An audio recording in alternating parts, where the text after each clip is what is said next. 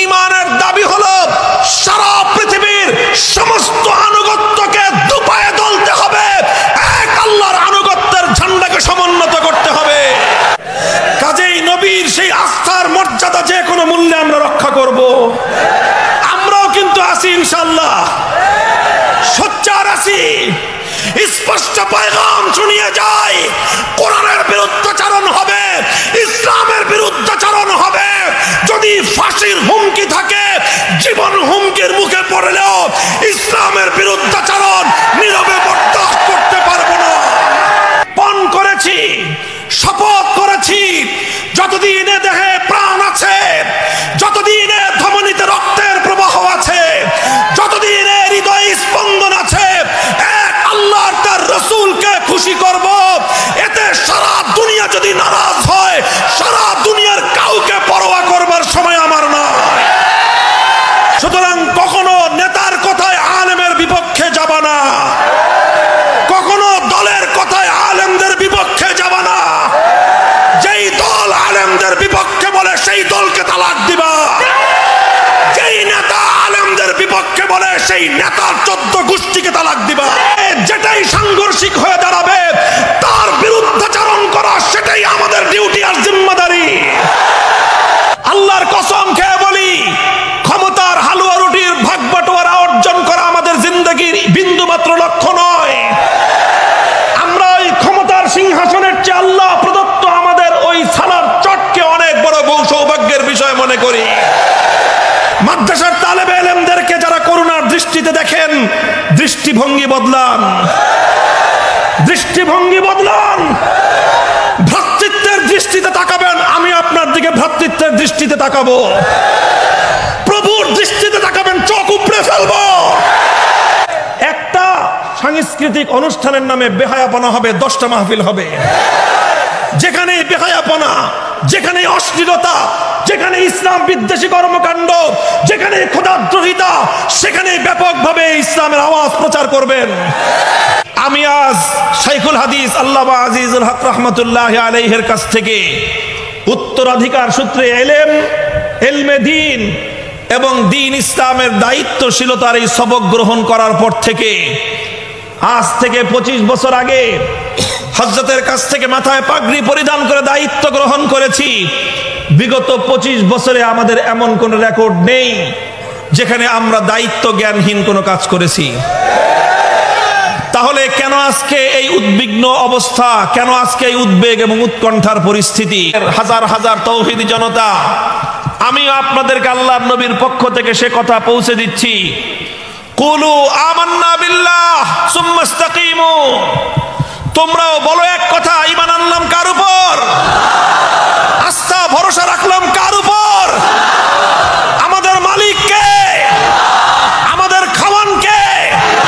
আমাদেরকে পরান কে? সুতরাং জিন্দেগিকে দিয়ে, জীবনের রক্ত দিতে হলে রক্ত দিয়ে, জীবন দিয়ে রাজি করবো একমাত্র কাকে? এক আল্লাহকে রাজি করার চ্যালেঞ্জ গ্রহণ করো, এক আল্লাহকে রাজি করবার চ্যালেঞ্জ গ্রহণ করো। আল্লাহকে রাজি করবার সাথে অন্য যার কিছু টক্কর লাগবে, যেটা আল্লাহকে রাজি করবার পথে প্রতিবন্ধকতা তৈরি করতে আসবে, সমস্ত বাধার প্রাচীর ভেঙে গুড়িয়ে দাও। আমি আমার জিন্দেগির টার্গেট এটাকেই নির্ধারণ করেছি। কথা বলবো একজনকেই পরোয়া করে, কাজ করব একজনকে পরোয়া করে। তার মহব্বত এবং ভালোবাসার আলোকে যে কথা বলা আমার দায়িত্ব হয়, ইনশাআল্লাহ হৃদয়ের স্পন্দন অবশিষ্ট থাকা পর্যন্ত, এ দেহে প্রাণ থাকা পর্যন্ত, ধমনীতে এক ফোঁটা রক্ত থাকা পর্যন্ত, এক আল্লাহকে রাজি করবার জন্য যে কথা বলা আমার দায়িত্ব হয়, সারা পৃথিবী মিলে আমাকে সেই কথা থেকে নিবৃত্ত করতে পারবে না ইনশাআল্লাহ। আমি আপনাদেরকে একটাই আহ্বান জানিয়ে যাই, ওলামায়ে কেরামকে মহব্বত করবেন, দুনিয়ার কোনো স্বার্থে নয়। আলেমদের সঙ্গে সম্পর্ক রাখবেন, আলেমদের সাথে সম্পর্ক রাখলে দুনিয়াতে আপনার হয়তো কোনো সহায় সম্পদ মিলবে না, দুনিয়াতে আপনার কোনো পদ পদবি মিলবে না। আলেমদের সাথে সম্পর্ক রাখলে দুনিয়াতে আপনি কোনো সুযোগ সুবিধা হয়তো পাবেন না, কিন্তু ইনশাআল্লাহ আলেমদেরকে এক আল্লাহর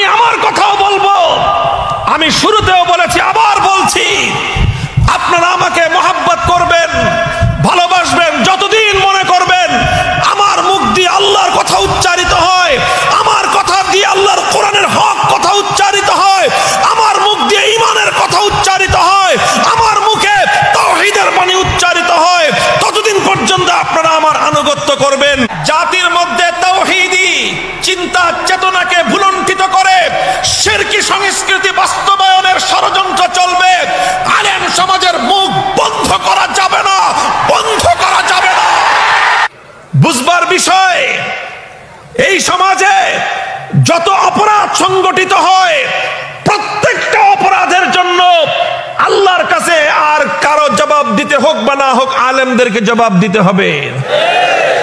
সমাজে মাদক বিক্রি হয়, আল্লাহ জিজ্ঞাসা করবেন আলেমদেরকে, তোমরা আলেমরা থাকতে সমাজে মাদক বিক্রি হলো কেন? আলেমরা থাকতে ফেনসিডিল বিক্রি হলো কেন? আলেমরা থাকতে ইয়াবা এর চোরাচালান কেন সমাজে আসলো? কেন সমাজের মধ্যে ইয়াবা মানুষ সেবন করলো? মানুষ কেন মাদক সেবন করলো? আলেমরা থাকতে সমাজে কেন জুয়ার আড্ডা বসলো? আলেমরা থাকতে সমাজে কেন মদের আসর জমলো? আলেমরা থাকতে কেন সমাজের মধ্যে অশ্লীল নৃত্য আর গানের আড্ডা বসলো? আলেমরা থাকতে কেন সমাজের মধ্যে খোদাদ্রোহিতা হলো? আলেমরা থাকতে কেন সমাজে রাস্তার মোড়ে মোড়ে ইসলাম বিরোধী, তাওহীদ এবং একাত্মবাদ বিরোধী শিরকি সংস্কৃতি প্রতিষ্ঠিত হলো? আলেমরা থাকতে কেন আল্লাহর জমিনে আল্লাহর দ্বীনের বিধান লঙ্ঘিত হলো? আর কাউকে জবাব দিতে হোক বা না হোক, কিয়ামতের দিন আলেমদেরকে জবাব দিতে হবে।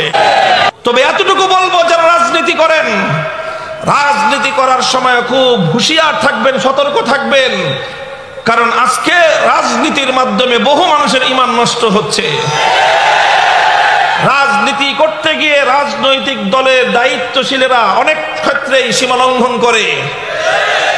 তাদের দলীয় স্ট্যান্ড যদি ইসলামের বিপক্ষে চলে যায়, অনেক নেতাকর্মী দলের আনুগত্য রক্ষা করার জন্য ইসলাম এবং কোরআনের আনুগত্যকে পরিহার করে বসে।